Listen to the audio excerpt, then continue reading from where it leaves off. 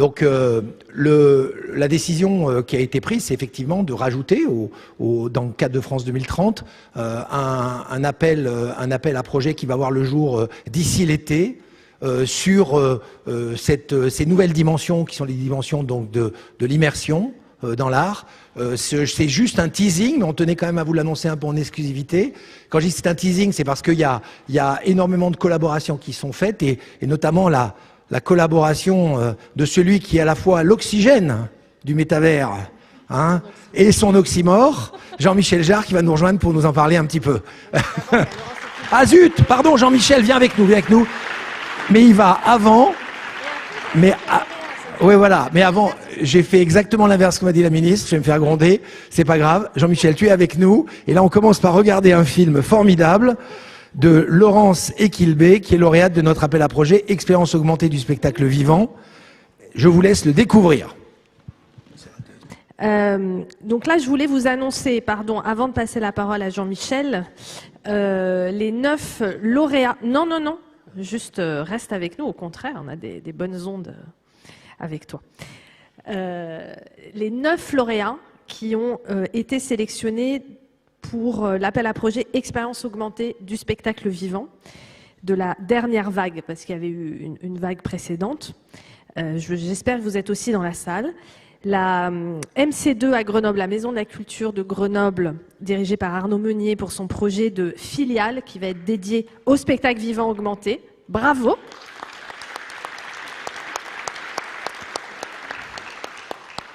Alors là, Raphaël, MA, je ne sais pas ce que c'est. Scène nationale, c'est laquelle? Puisqu'on en a 77 des scènes nationales. Ma? Mais non, il y a un nom. Ah, c'est Montbéliard, ils sont là, bravo. Non, mais c'était pas clair sur ma fiche. On a 77 scènes nationales, donc ce sont toutes ma scène nationale en quelque sorte. Là, c'est un projet d'œuvre audio numérique. Bravo. Le Cube de Garges pour un projet dédié là aussi spectacle vivant augmenté. Je ne sais pas si vous êtes là. Bravo.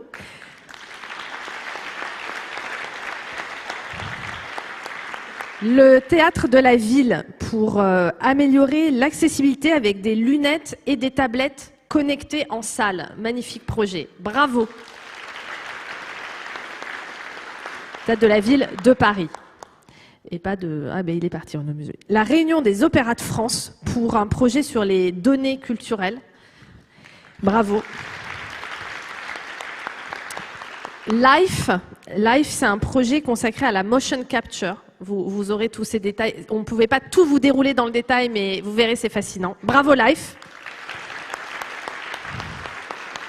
La Comédie Française, et oui, ils sont aussi dans France 2030 pour une plateforme numérique complémentaire à l'expérience en salle. Et la Comédie Française a pu déjà beaucoup innover pendant le confinement grâce à la Web TV, et ça va encore plus loin. Merci d'être là, Eric. Numéro 1, qui sont numéro 1 pour la retranscription en spectre audio en vibration pour rendre les spectacles accessibles aux personnes sourdes ou malentendantes. Moi, j'ai déjà vu toutes ces expériences très importantes pour l'accessibilité des personnes en situation de handicap. Et La Veilleuse, enfin, pour un projet de théâtre holographique. Allez voir. Bravo! Voilà les nouvelles frontières de l'art très concrètement à l'œuvre, pour certaines avec des entreprises qu'on ne connaissait pas, qu'on a découvertes et qu'on est fiers de soutenir, pour d'autres portées par des institutions historiques qui ont plusieurs siècles d'histoire. Et là, je trouve qu'on arrive complètement à fédérer tous nos écosystèmes. Et maintenant, cher Jean-Michel, c'est ça? C'est maintenant le moment pour Jean-Michel, je ne sais plus dans mon déroulé. Oui, c'est maintenant. Tu voulais dire quelque chose avant? Non, pas du tout. Alors, je passe directement le micro à Jean-Michel Jarre pour nous parler immersion, métavers, nouvelles frontières de l'art vues de ton point de vue. En 5 minutes. Alors, on a l'impression un peu d'être chez Michel Drucker au quotidien, sauf que alors, la différence, c'est qu'on a le drapeau français, le drapeau européen derrière nous. Et plus sérieusement, c'est effectivement quelque chose qu'on a, dont on peut être fier. D'être fier d'abord qu'une telle manifestation ait lieu à l'Opéra de Paris. et il faut bien dire à un certain nombre de grincheux dans le secteur culturel que ce que nous vivons ce matin est tout à fait unique au monde.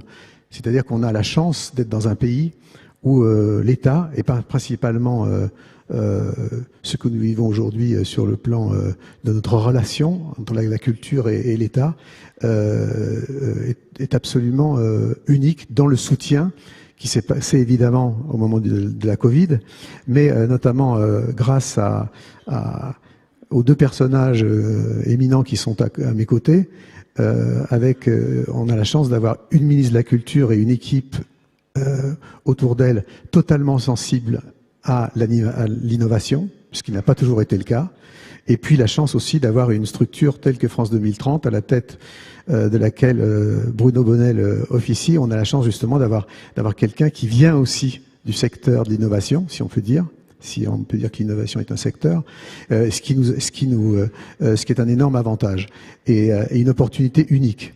Et c'est vrai qu'on a beaucoup parlé de métavers depuis quelque temps, en mélangeant un peu d'ailleurs métavers, crypto-monnaie, NFT, avec ce que ça comporte en même temps d'ambigu, avec le lien avec le jeu vidéo. Et en fait, il faut se dire que la création dans le métavers, et je peux en parler à travers mon expérience personnelle, c'est un mode d'expression en soi qui n'a rien à voir ni avec d'ailleurs nécessairement directement avec le cinéma ou le jeu vidéo. On utilise, je dirais que en fait le métavers et la création dans la réalité virtuelle se trouve au carrefour exact des jeux vidéo pour les moteurs, du cinéma pour l'aspect narratif et du théâtre pour l'espace. Donc c'est très bien qu'on puisse parler justement de métavers ici à l'Opéra. Et la musique, évidemment, je vais le garder pour la fin, qui est évidemment au centre, puisque quand on parle d'immersion, on est d'abord immergé par le son, avant de l'être par les yeux, puisque le champ visuel c'est 140 degrés, le champ auditif c'est 360 degrés. Donc de pouvoir parler d'immersion à l'Opéra de Paris me paraît en tant que musicien particulièrement approprié. Donc pour rentrer rapidement dans le vif du sujet, on a eu trop tendance en France à séparer la technologie, la tech de la culture. On voit bien que c'est la technologie qui dicte les styles et pas l'inverse. Je dis souvent que c'est parce qu'on a inventé le violon qu'on a eu Vivaldi, c'est parce qu'on a inventé la caméra et qu'on a Fritz Lang, Godard ou Tarantino, et pas l'inverse. Et donc les progrès, l'innovation technologique génèrent les styles du lendemain. Et aujourd'hui, effectivement, le métavers, les créations dans les mondes immersifs vont effectivement générer les styles musicaux, graphiques, littéraires même, de demain, narratifs plus exactement, de demain. Et notre défi aujourd'hui, c'est effectivement d'arrêter aussi un autre syndrome assez français, assez européen, c'est d'avoir très longtemps séparer aussi la production, les outils de production des outils de distribution et de diffusion. Aujourd'hui, il y a une urgence pour qu'on se réveille, qu'on investisse et qu'on s'investisse sur le fait de pouvoir justement arriver à participer à certaines briques technologiques qui nous permettront de pouvoir continuer à partager notre vision du monde, de ne pas garder nos créations seulement sur notre cheminée, de ne pas être dépendant notamment des États-Unis ou de l'Asie, sur les outils de distribution qui sont évidemment je dirais le nerf de la guerre, la colonne vertébrale pour pouvoir faire partager notre vision du monde et notre création dans le reste du monde. J'en terminerai pour dire aussi que on a beaucoup parlé d'IA. Qu'effectivement l'intelligence artificielle est un moment de disruption supplémentaire dont il faut absolument profiter. On a tous les cerveaux ici pour pouvoir justement être compétitifs sur ces domaines. Le problème, c'est que comme nous le savons, l'IA et le développement de l'IA va très très vite. Je dirais que très rapidement, pour fabriquer un cerveau humain entre la position du missionnaire et le doctorat, il faut 30 ans. Pour dupliquer une IA, il faut 1 seconde. On en est là aujourd'hui.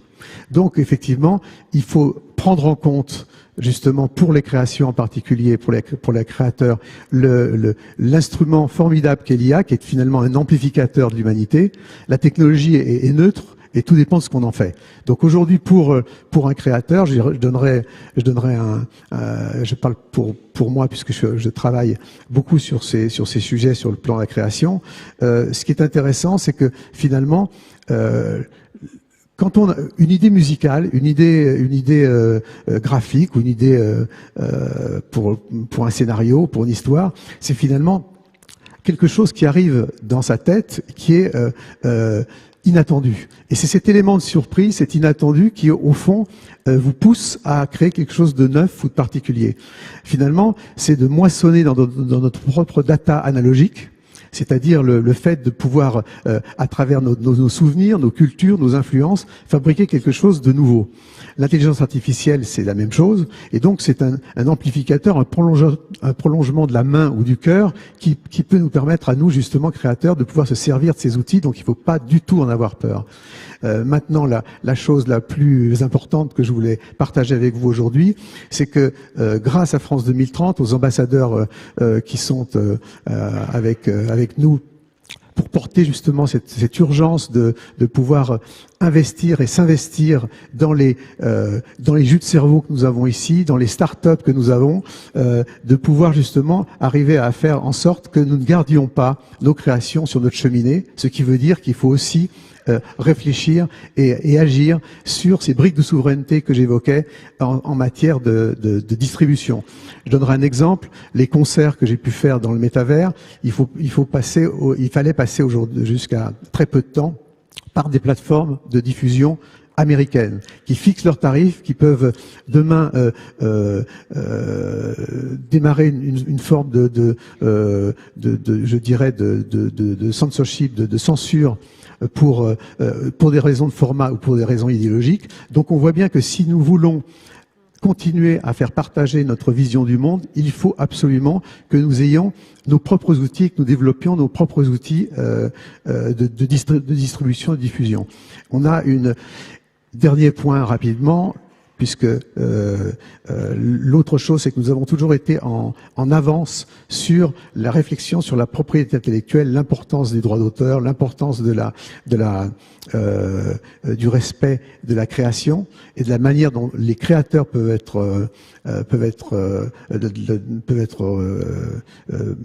la création peut être monétisée. Et donc, je pense que c'est quelque chose qui est très important aussi de se pencher sur la réglementation du métavers et évidemment de tout ce qui va être généré par l'IA. On a toujours été en avance là-dessus. Le monde nous attend sur ces sujets. Tout ce que nous décidons en France et en Europe a toujours un effet domino, notamment dans les pays émergents sur ces sujets.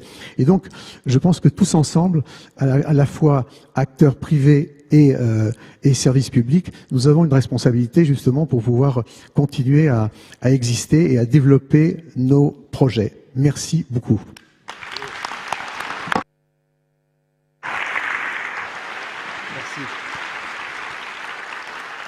Merci Jean-Michel Jarre, qui est effectivement un de nos grands ambassadeurs, et j'espère qu'après cette présentation, vous le deviendrez tous et vous démontrerez que ce que je vous ai dit en introduction, à savoir que la culture est vraiment le pivot de France 2030, est une réalité concrète à travers des exemples que vous avez vus, à travers des nouvelles idées, et probablement, et j'espère, ça vous aura donné à vous-même des idées, d'aller voir. Il y a encore beaucoup d'appels à projets qui sont ouverts, il y en a qui vont arriver. J'ai annoncé tout à l'heure celui de l'immersif. Alors, on fait 3 photos, on vous demande juste, c'est un peu de diligence, sinon on va jamais s'en sortir. On commence par les 3 ambassadeurs de France 2030, donc Jean-Michel Jarre, Catherine Perrault et Sylvie Coréard, qui sont là, et franchement qui font un super job, sur scène pour la photo avec nous. Je sais pas si on garde le fond bleu comme ça, je suis pas sûre que ça va être bien. Est-ce qu'on peut couper le PowerPoint? Non, personne m'entend là-haut dans la régie. Ça va, bon. Martin, tu as moyen... Ah, merci.